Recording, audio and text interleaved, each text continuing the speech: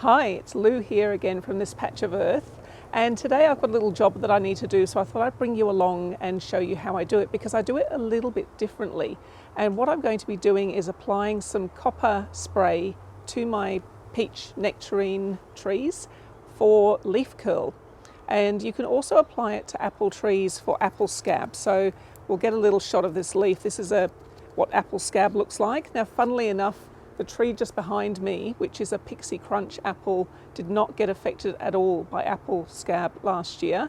But the Pink Lady, which is just across the way and touches this tree, that did have apple scab. Now, it still bore apples and it was fine, but it was a little bit of a job just trying to keep on top of it during the season. So this year I'm going to make sure that I do apply the copper to the apple trees, as well as to my nectarines, peaches, all my stone fruits. So what I'm going to do is apply it in a way that's a little bit different, because sometimes when you want to apply the copper spray, it might be windy.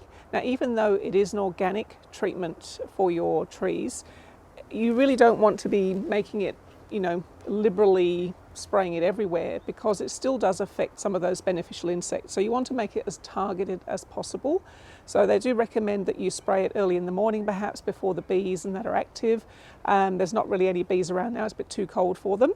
But the way that I apply them only can be used for small trees. There's no way that you could do this for big trees, and you'll see what I mean in a moment. But when you've got young trees like this, it's absolutely perfect, and it really does make sure that the copper solution goes exactly where you want it.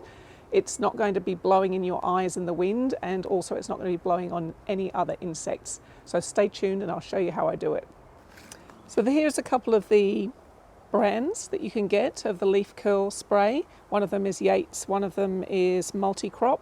So they're a copper-based spray, and you can also use them for things like powdery mildew and for black spot on your roses, as well as for the apple pear scab, and for the leaf curl on your peaches and nectarines. So I'm just going to prepare a little solution of it, and we will get going, and I'll show you how I do it. Okay, so we've made up our solution as per the manufacturer's instructions, and rather than spraying it on, this is what I do that's a little bit different, is I use an old makeup brush, any sort of soft bristled brush would do, and I start at the top and I just kind of drape it over. Now, I'm wearing gloves because you really don't want to be absorbing this through your skin, and if I was spraying it, I absolutely would be wearing eye protection as well. But I find that this way it just coats all of the branches, and it's really quick and easy. It's very targeted. You're not putting it on anything that you don't want it on.